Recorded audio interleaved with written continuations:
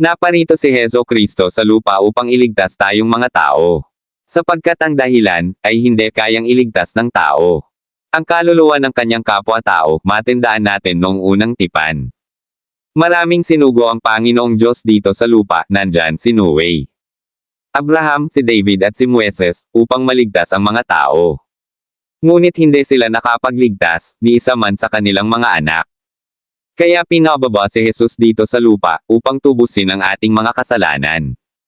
At sa gayon maligtas tayo, inalay ni Kristo ang kanyang buhay sa cross ng Kalbaryo, upang mabuksan ang pader ng kaligtasan, para sa ating mga tao. Tanging si Heso Kristo lang, ang makapagligtas sa atin, dahil siya ang binigay ng ating Panginoong Diyos, upang tayo ay maligtas. Ang sabi sa banal na kasulatan sa Juan 3:16, ganun na lamang ang pag-ibig ng Panginoong Diyos, sa sangkatauhan kaya ibinigay ang kanyang bagtong na anak, upang kung sino man ang sumunod, at mananampalataya sa kanya, ay hindi mapahamak kundi, magkaroon ng buhay na walang hanggan.